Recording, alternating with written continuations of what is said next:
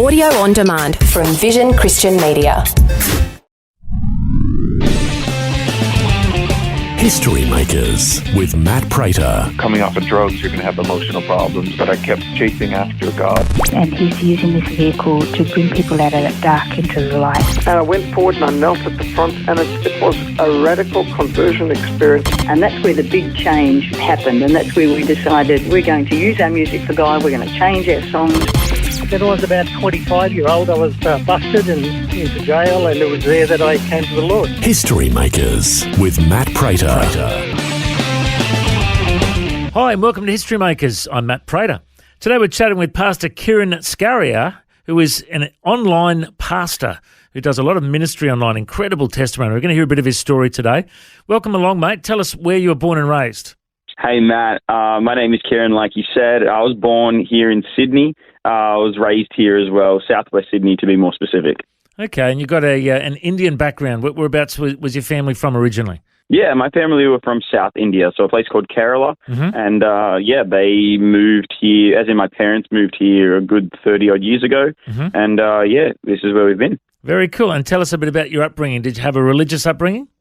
Yep. So my family have grown up, in the church. My parents already were practicing believers. We came here, we joined a church. We've been here since. And in that journey, I also, grew up knowing a lot of the faith pieces and believing that. But it was only kind of later on in high school when I started to really take my faith seriously and really make it my own. And tell us a bit about your conversion experience. Was it like at a youth group event or a youth camp, or how did it all happen? Yeah, well, funnily enough, for me, the first time I made a commitment was sitting with my mum, as a young child. But even then, like I said, I would say, yes, I'm a Christian. If you had asked me then, I would have said absolutely.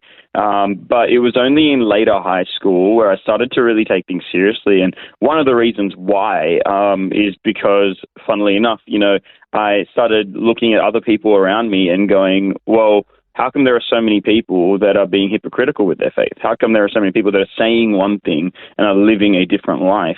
And I was getting upset with these, quote, other Christians. And then it was one of those log in your own eye kind of moments for me where I stopped and went, wait, hold on, I'm doing the same thing. Maybe not outwardly, but I've been saying I'm a Christian because I was raised that way, but am I really living it? Am I really putting this into practice? Is it changing every aspect of my life? And so I made a decision then and there to go, okay, well, if that's the case, then I'm either all in or I'm all out, and I need to make a decision. And I decided to step in. And from there, it's just been a journey of serving God with everything that I've got and listening to his call and just being obedient to that. And tell us a bit about your early career. Like, what did you do after school?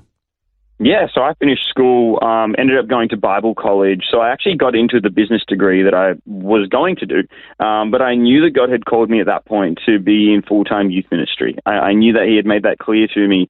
And so I made the decision to not do the business degree, but instead to go to Bible college, where I started studying my Bachelor of Ministry, which I eventually finished my Bachelor of Ministry, did further studies, got accredited, became an ordained reverend, all of those pieces, and then started working at Parkside Church in southwest Sydney, where I started as a 1-2 day a week youth pastor. Eventually I was on staff there full-time as associate pastor, looking after the youth ministry as well as a few other pieces. You've got an incredible platform now with your ministry. For those who don't know how it all works, how did this all begin, this gaming ministry that you have?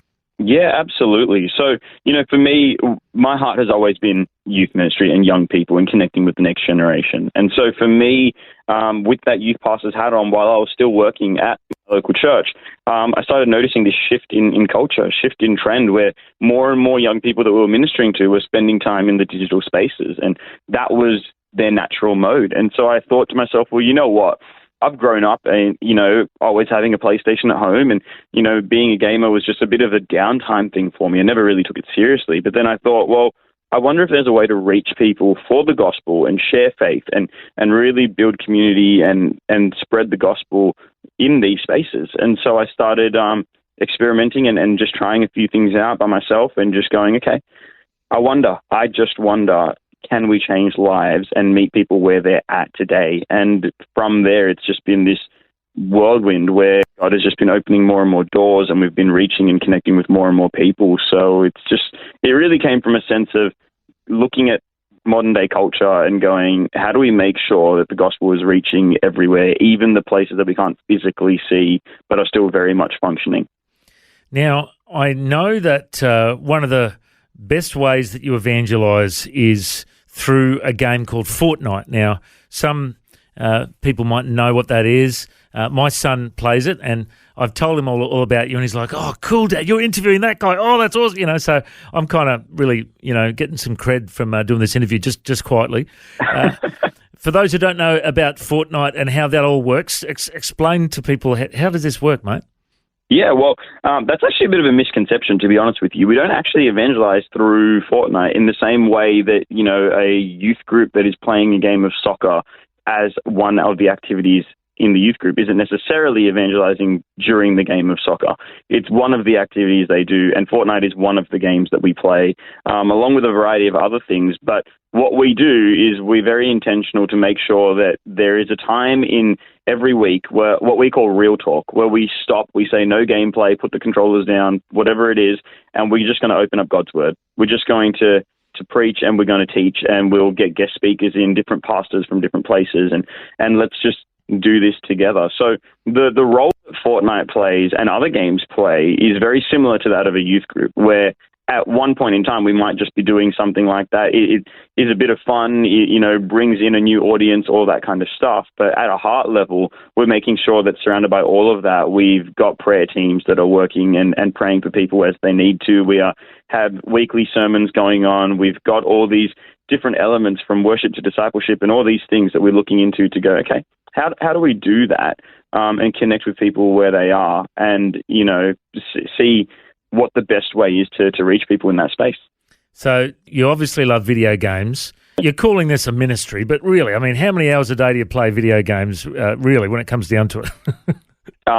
Literally, the only time that I'm playing is while I'm live. Okay. I just straight out don't have the time. When leading a ministry with this many thousands of people, the pastoral care needs are crazy. Like there are lots of things coming through every single day from people saying, look, I'm going through a divorce right now. I need some care in that. I'm struggling with depression and all kinds of different things. It's definitely not just young people that we connect with. I myself am, in my late 20s, almost 30. I'm not the youngest of people, and yet I would still fit that demographic. And there are people that are in their 50s and 60s that are regular members of our community. So with that comes, as with any church, an absolute mountain of need and care. And so that's where a lot of that time goes to in really trying to lead this and make this ministry sustainable long term to reach more and more people with the gospel. And tell us how many people are connected to you online now. It's incredible the reach that you have. Yeah, well, this started about 3 years ago, a bit more than 3 years ago now, but this started with me just sitting on my bed with a camera with no one there, just trying to make conversation and share the gospel just about 3 years ago. And now, fast forward, we've reached over 100,000 people around the planet in this community. And the praise points that we have heard from that are astounding. Like the amount of people that have told us, you've met us where we are. Like you didn't expect us to come to you, but you've met us where we are. And that was something that really shook me. The first time I heard that, again, I was working at my local church at the time. And I remember that moment of just thinking, wow, this person just told me that 6 years prior, they had given up on their church and they weren't going anymore. And all of a sudden we met them where they were. And now they're telling me that they're willing to visit their church once more and give it another try. And I'm like, wow, that is powerful. That's so cool, mate. And I know that you've had incredible media coverage. You've been on ABC Radio and Radio National, and Eternity News has done an article on you. You've got lots of press on your website. It's been great to see how you've been getting all this promotion. One of the stories I read from Eternity magazine, when they published an article about you, they mentioned that there was a young boy from Indonesia who had never ever met a Christian before. And he showed up and he saw that your name was PastorSKAR, and he said, "What's a pastor?" And you were able to have a conversation with him because he was a Muslim. Tell us a bit about how that relationship developed. Yeah. Again, this is one of the many just organic relationships that we build, because we get a chance to just talk to people and meet them where they're at. And people don't have a reputation associated with them, because everyone can be whatever screen name they want with full anonymity. So when this person came in, they were able to, without fear of judgment, just be like, "Hey, what's a pastor? Like, I don't know what that word is." And we're able to say, "Well, actually, let me tell you what a pastor is." And we did. And that person is still a member of our community to this day, multiple years later. And it's awesome. Like, they've had experiences, like we've had experiences where a variety of people from a variety of cultures and backgrounds are asking genuine faith questions. And, will occasionally pop in and be like, "Hey, so this just happened in my family. Do you mind just praying for me?" Because they know that we're a faith community. They know that, we are people that will pray. And even though they might not always understand everything that we're doing, more and more people are open to learn and to just be present, because it's accessible and it's free and it's available and it's present where they are, and also a whole lot of fun in the process. And so tell us, how are you funded to do all this? That's the part that we're kind of trying to figure out, to be honest with you. The way that we are currently funded is just from close friends, family, people that have gotten on board with the vision and said, "You know what, this ministry matters and we want it to continue for the long term." So right now there are 4 churches that have also added us to their mission budget, if you will, and they've said, "Hey, we want to commit to supporting this ministry." But we're not even close to where we need to be in that regard. So, myself and our team are working hard to really get this to a point where, like I said, it can be done sustainably. Right now, for the most part, this ministry operates because I have the time, because my wife is working diligently in her job, and she's kind of the solo income of our family unit. And so, we recognized that when we made this faith step to be obedient and follow God's call into this space. But that's one of those things that longer term, we want to get this to a point where this ministry is sustainable and we can do that. And I think that will come down to different Christians, different people with a love for the Lord saying, "You know what, even if I can't be in that space, I'm glad you guys are in that space, and we want to keep that going."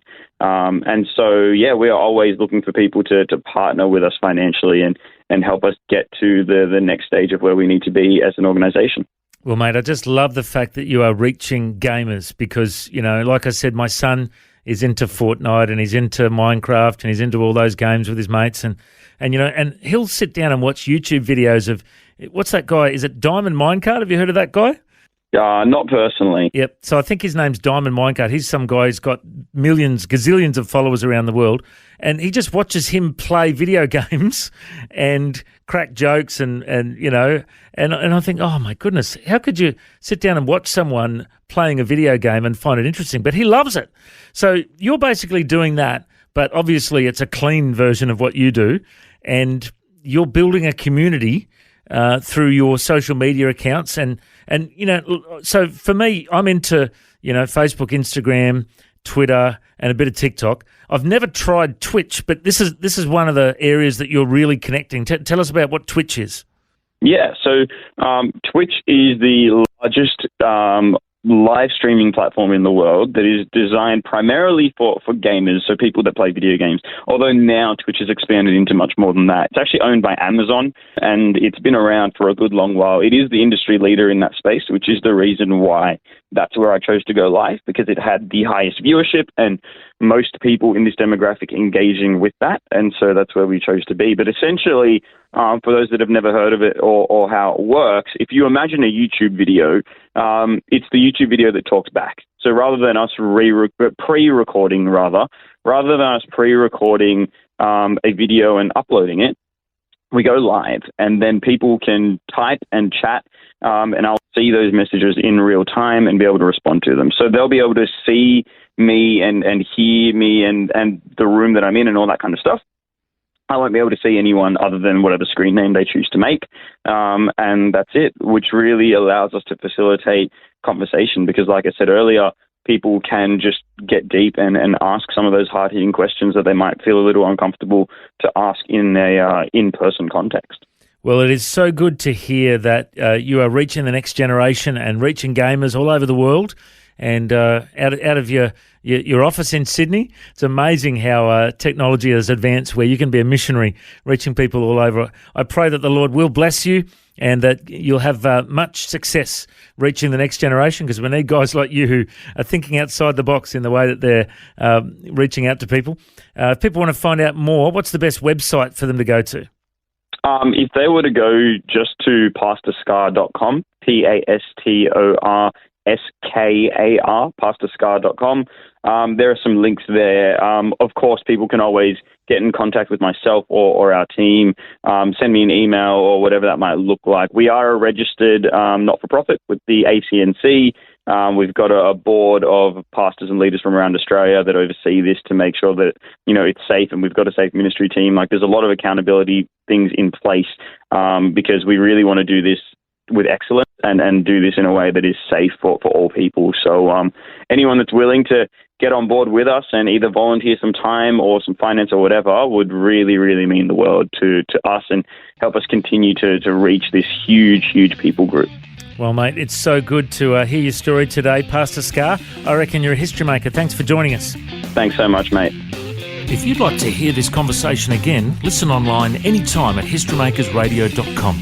There you'll also find links to all of our social media channels, and you can subscribe to our iTunes podcast. History Makers is a faith-based ministry, and we want to thank everyone for their generous support. If you've got a suggestion of anyone we should interview, send us an email, info@historymakersradio.com. God bless. I'm Matt Prater, and my challenge to you now is to go and make history.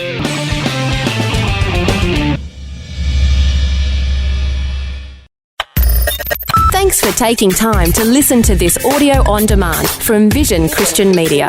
To find out more about us, go to vision.org.au.